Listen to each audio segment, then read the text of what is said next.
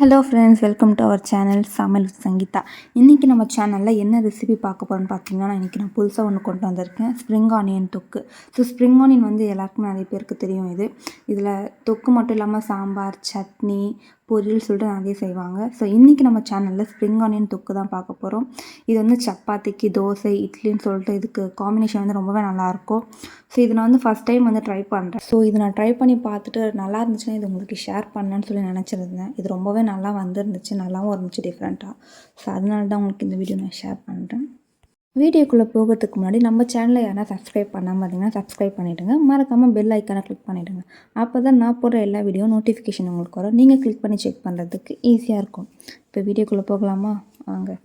இன்றைக்கி நம்ம spring onion தொக்கு செய்ய நான் வந்து 2 கட்டு ஸ்ப்ரிங் ஆனியன் வந்து எடுத்திருக்கேன். ஸோ ஆனியன் தனியாக இந்த மாதிரி கட் பண்ணி எடுத்து வாஷ் பண்ணி வச்சுருக்கேன்.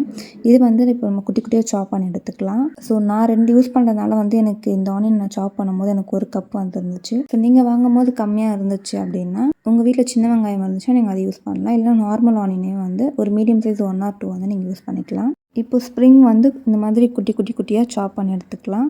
எனக்கு வந்து இந்த பவுல் ஃபுல்லாக வந்துருந்துச்சு. இப்போ நெக்ஸ்ட்டு ஒரு 2 மீடியம் சைஸ் டொமேட்டோ வந்து இந்த மாதிரி கட் பண்ணி பிளெண்ட் பண்ணி எடுத்துக்கலாம். இப்போ அவ்வளோதாங்க, நம்ம செய்ய ஸ்டார்ட் பண்ணிடலாம். ஸ்டவ் ஆன் பண்ணிவிட்டு ஒரு பேன் எடுத்துக்கலாம். ஒரு 2 டேபிள் ஸ்பூன் ஆயில் வந்து ஆட் பண்ணிவிட்டு எண்ணெய் காஞ்சதுமே வந்து ஒரு 1/4 டீஸ்பூன் வந்து கடுகு சேர்த்துக்கலாம். ஒரு 1/4 டீஸ்பூன் வந்து சீரகம் சேர்த்துக்கலாம்.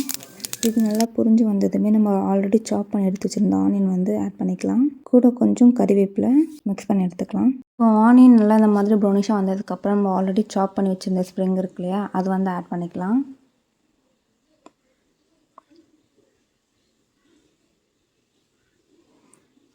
ஆட் பண்ணிவிட்டு நல்லா ஓவராலாக அடிபாட்டம் வந்து நல்லா மிக்ஸ் பண்ணி எடுத்துக்கலாம்.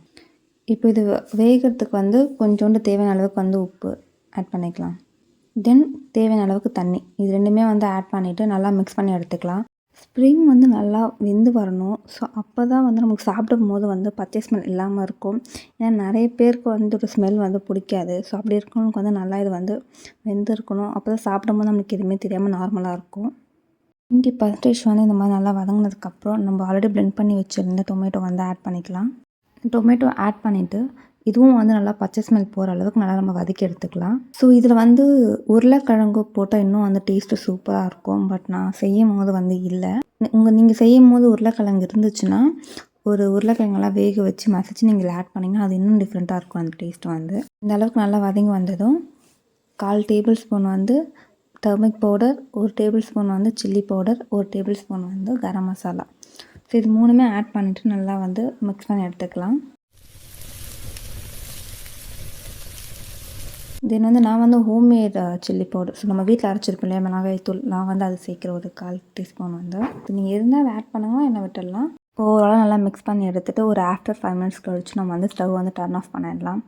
அவ்வளோதான், ஸ்ப்ரிங் ஆனியன் தொக்கு வந்து ரெடி ஆகிடுச்சு. ஃபஸ்ட்டாக கொத்தமல்லி கொஞ்சம் வந்து நல்லா ஸ்ப்ரிங்கிள் பண்ணிக்கலாம். ஸோ அவ்வளோதாங்க, ஸ்ப்ரிங் ஆனியன் தொக்கு வந்து ரெடி ஆகிடுச்சு. ஸோ இது வந்து சிமிலராக வந்து தக்காளி தொக்கு நம்ம செய்வோம்ல அதே மாதிரி தான் இருக்கும். பட் ஸ்ப்ரிங் ஆனியன்றதுனால வந்து அதோடய ஃப்ளேவர் மட்டும் யூனிக்காக இருக்கும், அந்த ஃப்ளேவர் மட்டும். ஸோ நான் ட்ரை பண்ணி பார்த்துருந்தேன், எனக்கு ரொம்ப பிடிச்சிருந்துச்சு. ஸோ ஒன் டைம் நீங்களும் இதை வந்து ட்ரை பண்ணி பாருங்கள். பார்த்துட்டு எப்படி இருக்குன்னு சொல்லி கமெண்ட்டில் சொல்லுங்கள்.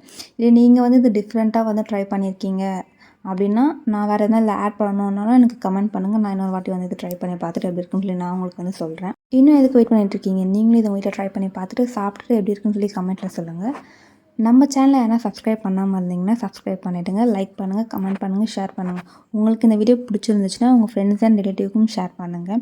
இதே மாதிரி நான் அடுத்த நல்ல ரெசிபியோடு வந்து உங்களை சந்திக்கிறேன். அது வரைக்கும் உங்கள்கிட்டேருந்து விடைபெறுவது உங்கள் சமையல் with Sangeetha. Tata, bye bye.